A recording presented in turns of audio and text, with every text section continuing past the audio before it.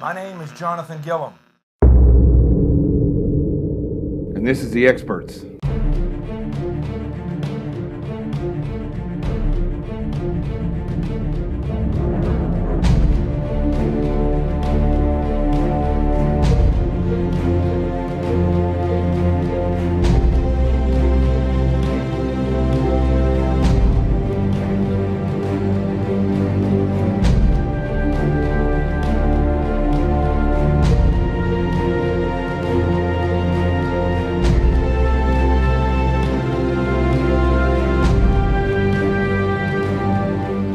Thank you for joining me for a special episode of The Experts concerning police shootings. I'm Jonathan Gilliam.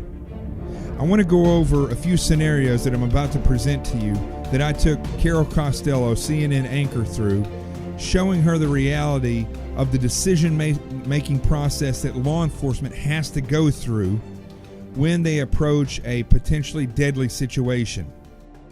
What I want you to pay close attention to is the unknown part of these scenarios, where somebody isn't showing their hands or they make an abrupt move.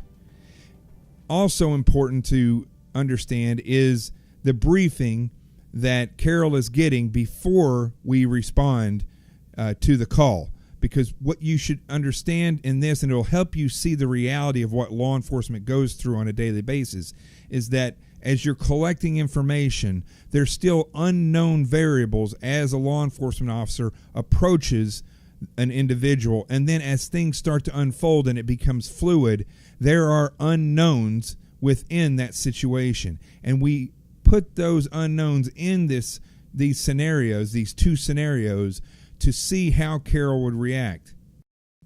Now, it's very interesting when you watch this, because the first scenario that we go through, Carol is basically reacting like a civilian.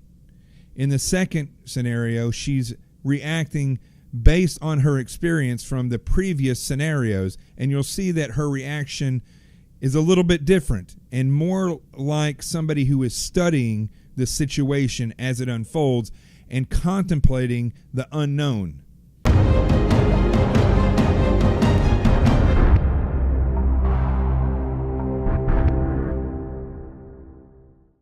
Through the mind of a police officer during those tense situations. What kind of training do they get?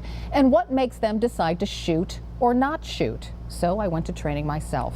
The scenario I'm about to show you was designed by former Navy SEAL, FBI Special Agent, and CNN analyst Jonathan Gilliam. Give me my money now. There's not always a right answer for when to shoot and when to hold your fire. You should eliminate all the variables that you can. It's a decision that law enforcement officers are asked to make every day on the job. Oh, that's heavy. How much would you say this weighs? Probably 25. 25 pounds. Wow. Yeah. I'm being outfitted for a tactical training course where it's up to me to decide whether to use deadly force. I'm also wearing a monitor that's measuring my heart rate. There's a lot of different weights that law enforcement are carrying. They're carrying physical weight and they're carrying mental weight, where they have to go into these different scenarios. Jonathan Gilliam, former FBI and Navy SEAL, is my partner. In order to go through the use of deadly force rules, you have to practice these types of things, and this is what law enforcement practices when they go through an academy, and this is what they face when they're on their street. This first scenario is going to have is suicide by cop. Kirby Scott is a retired special agent for the FBI. He's my sergeant today. Officer is responding, which is you, to a domestic call of an EDP person, emotionally disturbed person, who left his residence and after threatening to kill himself at his residence. My hands are already sweating. And this is good. This is the stress that a cop is already feeling daily. Okay, I'm ready. Does he got anything in his hands? Can we come in, Sean? No. No, he doesn't have anything in his hands. Okay, go ahead and go on in. Do not come in. Sean, we just want to help you out and make your family feel more comfortable. There's nothing you can do. My world is over. I'm done. I'm ready to die. I suggest you leave, or we're all going to die. Why do you think your world is over? Why do I think my world is over? You talk to my wife. What do you think? Why don't you show us your hands? Let's see your hands. Show us your hands. Who are you? I can see your hands on there, but can you just put us all at ease by putting your hands on the table? How's that? How about both of them? How about no? How about you put both your hands on the table for me? How about you leave? Put your other hand on the table for us. I'm telling you now, if you don't leave, I'm going to kill everyone in this room, including myself. So why don't you put your other hand on the table?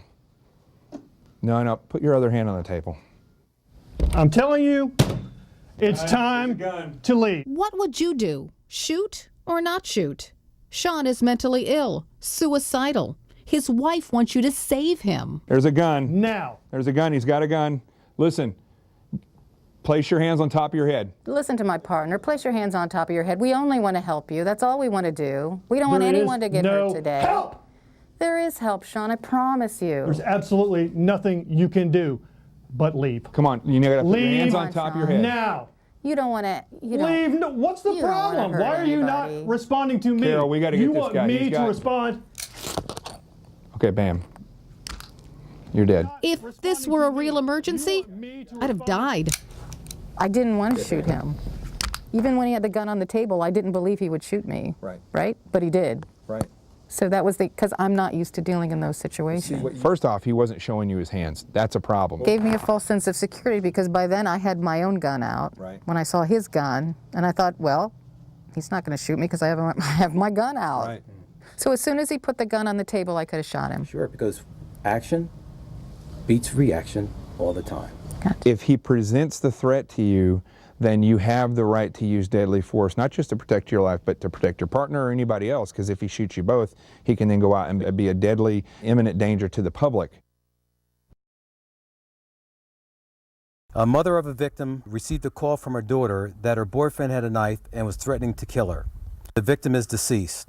A male fitting the description of this individual named Miguel, olive complexion, 5'6" to 5'8", tan pants with a black shirt with some logo on it, and also a black or dark colored a cap.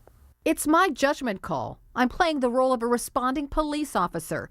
It's my job to protect the community and decide whether to use lethal force. It's been confirmed that he just murdered somebody, and now he's loitering in the middle of the street. We know that he murdered with a knife, so the potential of him having a knife is very high, and you should consider that in your use of deadly force. Is your name Miguel Richardson? Sí, yes, sí. I'm going to have to ask you to stop moving. Estoy cansado, quiero ir a mi casa. My heart rate increases, peaking as I engage with the possibly armed suspect. No entiendo Stop inglés. moving now. No Get on the entiendo ground. inglés. Show me your hands. Get your No hands out of entiendo your inglés. pocket. What would you do? Shoot or hold your fire? Take your hands out of your Quiero ir pocket. a mi casa. A difficult call. I decided to shoot. Let's see what you had in your pocket. Okay? Tell us what your thinking was as you worked Well, through he this. refused to take his hands out of his pocket. I knew he might have been armed with a knife. Right?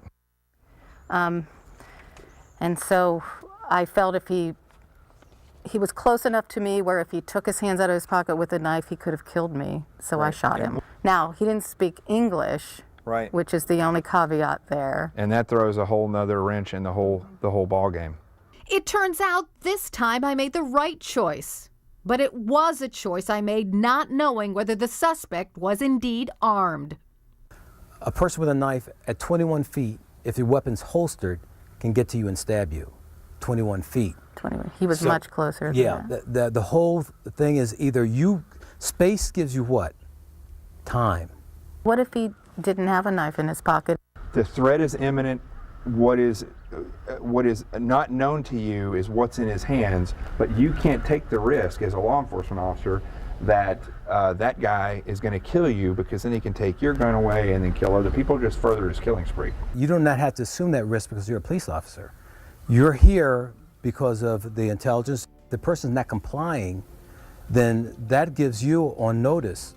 And that's what one of the really difficult things to actually deal with. Had we taken his knife away from him and he didn't have a knife in this scenario, you still would have been justified in what you did. Absolutely. Not complying is an aggressive mood towards law enforcement. Let me say that again. Not complying with an officer is an aggressive move.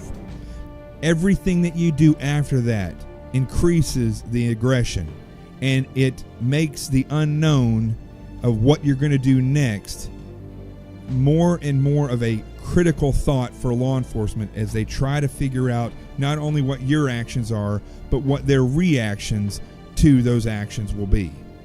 Thank you for joining me. I hope you enjoy these scenarios, and I'll see you next time, every night on Facebook Live on www.facebook.com/Jonathan T. Gilliam.